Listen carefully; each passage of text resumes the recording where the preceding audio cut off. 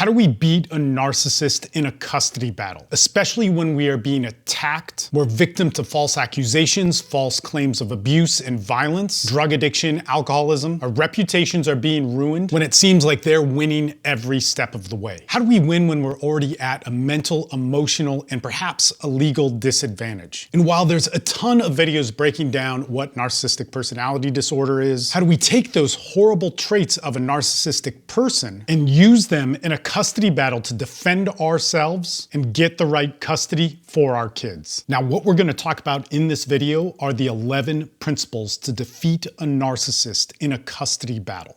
The first thing that we need to understand is that in a custody battle with a narcissist, it's just as much of a legal game as it is a psychological game. However, its foundation is all legal. That means every single point of this needs to be filtered through how the courts determine custody, how the law works, statutes on family law, and ultimately what a judge will rule upon. But in achieving the right wins and all of that, there's a huge psychological play that the narcissist is going to be trying to manipulate you on. We can only expose those manipulations if we are following the path of the law. So our case is either going to be fought in court and won in court, or settled outside of court because we have a foundation of the law. Or we're going to play the psychological game outside of court, the narcissist game, and we're gonna lose. Our psychological game only works within that boundary. Now, more than likely, we don't wanna go to court, and if we follow this, we will settle outside of court. And that's one of the most important basics that you need to get. Because if you fight outside of court and play their game, you're basically going to lose.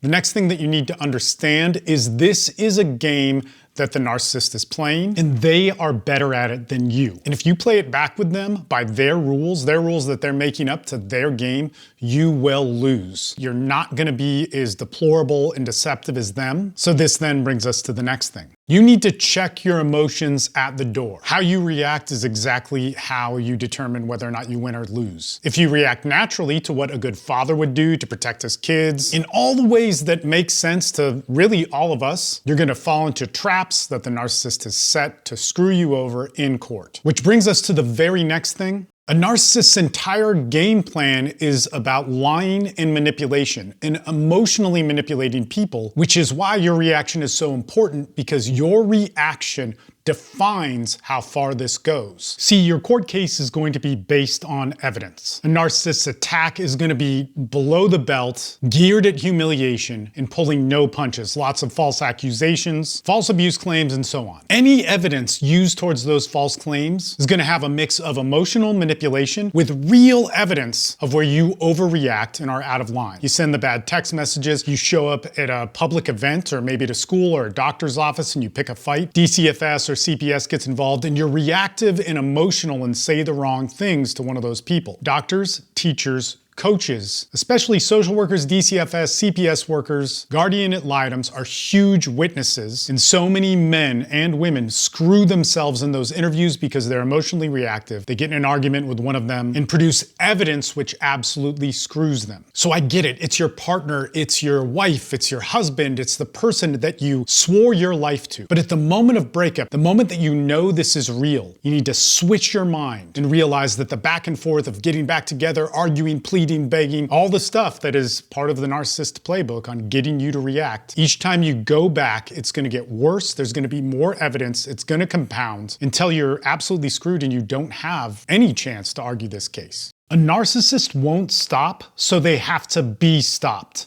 Legally. So in a custody battle with a narcissist, they don't care about the law. They care about public opinion, their image. Their only way to tell their narrative is to manipulate emotionally. They don't really care about the law. They care about winning. They care about their vanity, their reputation, their image. They care about their narrative being believed by others. And if we cannot be manipulated by them in court, and we know how to properly present ourselves and present evidence in courts, the courts work for us. See, we need to stop being so afraid about the law and actually learn how the family courts work. But if we refuse to learn about family law, refuse to learn about the courts, obsessed with them being biased, which they are, then what we're setting ourselves up for is for a narcissist to not be able to be stopped. They will not stop until they win by their rules in their own way, manipulate the court system against you because you're overreactive, and they win by their standards, which is you being decimated, humiliated, and completely giving up. This is why you need to do this right so that they are stopped. A narcissist won't stop, so they need to be stopped. Narcissists are completely predictable. They're gonna attack you predictably, but they already probably are, and you're stuck defending yourself. If they're confronted or exposed, they're also gonna react to that in a very predictable way. And because narcissism is so rooted at impulsivity, individualism, wanting to be right, wanting to be the star, it's almost impossible for them. Even if they knew exactly how you were gonna defend yourself, they watched every single one of my videos, they would not be able to stop themselves from how they're gonna attack, react to being exposed, react to being confronted, and how they're gonna confront and retaliate back. It doesn't matter whether or not they have narcissistic personality disorder or they're exhibiting narcissistic traits. It also may not matter if they have borderline personality disorder or they're exhibiting those traits. They're in that mode of narcissistic traits, which might not be having the actual disorder. This is going to work because they're going to be impulsive, reactive, they're going to lie, and we're going to be able to predict that so that while they're trapping us, we can expose them, not because we're being vindictive, but because we're trying to protect our kids and stop them from going any further with this. A narcissist is going to be a confident liar, and I'd say too confident. A narcissist in a custody battle is going to lie. They're going to lie a lot, and they're going to be really good at it. In fact, you're probably intimidated by it because they're so good at it. Their lie is going to be convincing, charismatic. They're going to get other people to believe it. It's going to have multiple steps, usually just one or two, but they can think of it really fast on the fly. They can improvise on it. Now, you may be terrified of this, but we got to start thinking here. If you know that under pressure, when they're confronted, when they don't really know what to say, or if they get caught or exposed in a lie, their impulse is to quickly think of a lie. They're not going to think it through. In fact, they're so impressed by themselves that they can think of it quick, on their feet, right away in a complex one, that rather than having any wisdom in this, they're going to react impulsively to that, predictably. So the more confident somebody is with lying, that it's almost like their nature to have that be their first impulse, it's going to be a lot easier to predict them and expose those lies. And in the right time and place, like in a court battle, if you get caught lying, you could lose your case. The last couple here, narcissists are not as smart as you think. You only think they're smart because they planned something a few steps ahead on something you would never do that is massively deceptive, deplorable, harmful to you, and they do not care about your well-being. In fact, it seems like they like watching you implode, all while they're bragging to the universe that they're on top of the world. Now, if you're in a custody battle with a narcissist, you're not going to like this one, but we're going to use it to our advantage to expose them so the scales tip towards our side so that we could be awarded custody. You could be crazy, you could be insane, you could be a very bad person, and you could still be considered a fit parent. But if you lie in court and are combative, you're confronting when you get confronted, and you're generally uncooperative, you can lose your custody case. You can be a narcissist, you can have narcissistic traits, you can have borderline personality disorder, you can lie all the time, you could have betrayal, have affairs, do horrible, nasty things to you. They could even brag about how powerful they are because they've done terrible things to destroy you and still have custody of your kids. Meaning that most of those things that are just terrible and horrible and you're emotionally charged about may not be relevant in family court. But you know what does matter in family court is lying. And especially when you lie, disrespect the courts, disrespect the judge. And it's even worse if you start being combative, argue back, and think you run the show. And guess what narcissists are obsessed with? Running the show, being right, having everybody believe in their narrative. And if there's the smallest bit of dissent, the smallest bit of authority, the slightest hint at not fully believing their story, they take it personally and see it as a great tragedy. This means that if we know they're going to lie and we can predict how they're going to lie, what they're afraid of revealing and are guaranteed to lie about, we can catch them in that lie, we can confront them with it. They're going to most likely fight back. If it's in front of a judge, they could fight back with that judge. And this is one of the most powerful places you could be in a hearing or a trial in a custody battle with a narcissist. With the ability to predict how they're gonna lie, how they're gonna react to being exposed with that lie. This means we have the opportunity and the ability, if we're smart, to discredit them as a witness, and could possibly discredit CPS interviews, guardian ad litem interviews, testimonies, psych evals done by other people that might go against you, that the narcissist has manipulated. Is if you can discredit that narcissist for lying, you could start to construct an argument and a case that they have manipulated every single witness that they're introducing to the case. So yes, you can be a mom or a dad and have many different psychological issues. But if that affects you being a parent, and that affects how you are in court, meaning you lie all the time and completely discredit yourself as a witness for life, you can use that to win. Basically, you can be crazy, but you can't lie in court. There's one more small thing. If you are dealing with somebody who has narcissistic traits or narcissistic personality disorder in a custody battle, I guarantee you if you look in the right places, there are things that will come up that make them an unfit mother or an unfit father.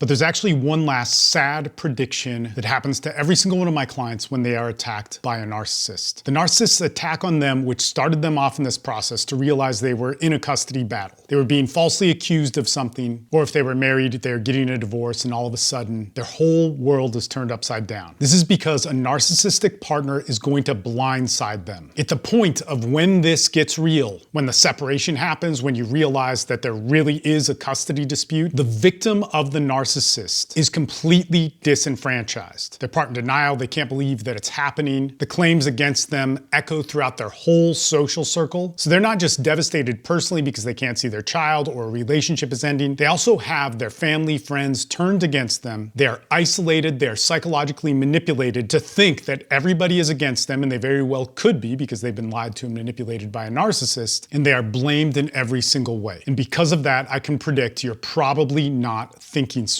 Every single one of these things, I plan to make more videos to break down exactly how they would be used strategically in a court case. It's very complicated. I can make general videos about them and how they'll be used, but they need to be used specifically over long periods of time because the court takes a long time, with huge waiting periods. This brings us to the 11th principle of winning a custody battle with a narcissist, and perhaps it's the hardest one. Our battlefield where things are going to be won and lost, our ways of defending and attacking are going to be legal. Their ways of defending are going to be attacking, and they're going to be social. The legal process is slow. Their social attacks are going to be every day. Now we have to be smart about this because if we play it right, custody, divorce, and everything in family court is determined legally. There's almost no reward up front. It feels like you're being constantly attacked, and when you've been blindsided, you feel like you're not going to recover. This is literally the hardest thing for the thousands of men that I've coached through this to maintain, remain cool, remain non-reactive, have faith in the process, in a legal system where they hear almost nothing good about, to stay the course and play the long, smart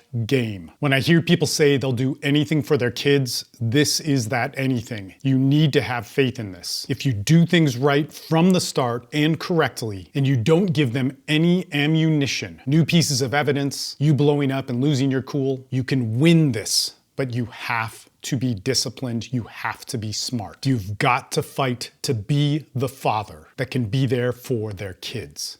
Our battlefield is going to be the courtroom, which is slow. There's wins, losses, and compromises. Their battlefield is every single day. Every single post, every single text message, every single time you can't see your kids. And in every single one of those times, you are driven to react in a way that could harm you, give ammunition to the narcissist, help them get that golden ticket of evidence, witness testimony that could be used against you. So how do we win when our battlefield is the courtroom? We gotta file motions, we could make mistakes, we gotta wait 3 months in between, and every single day they are manipulating you over and over again. You're going crazy, you're not mentally well. If you're a father fighting for your rights, the courts are against you. There's a bias that's always gonna be leaning towards mothers. Well, hopefully not always, hopefully we change that. This is why you need a support system. You need a support system that's gonna help you out legally, that's gonna keep you on the straight and narrow on this path. remind you of the strategy, be able to check in with you on it for the whole duration, but also help you manage your emotions. In the future, I hope there are more communities to help men through this. But my communities, like The Rising Man, have been helping men for the last 16 years at the point of recording this video. There's 5 days a week of calls, and oftentimes there's multiple calls a day. These calls are group calls. We have group therapy sessions where you work with a therapist so you don't repeat the same mistakes. I mean, this is a mental war you're in. We also have legal assistants that help guide you along the way. When we don't have calls, there's a 24/7 support system for men who've been there and done that, walked before you to help you through the process. I'm there with you to mentor you. There's other experts to help you through dysfunctional relationships and all the baggage and damage that that's created. You're gonna be mentored on legal paperwork, how to file things, how you do study your judge, and literally every single thing that in the past 16 years we could think of for a man going through a custody battle with a female narcissist. And if you're in this situation and you doubt all of this and you think that this is just one more scam of the courts and whatnot to screw men out of money,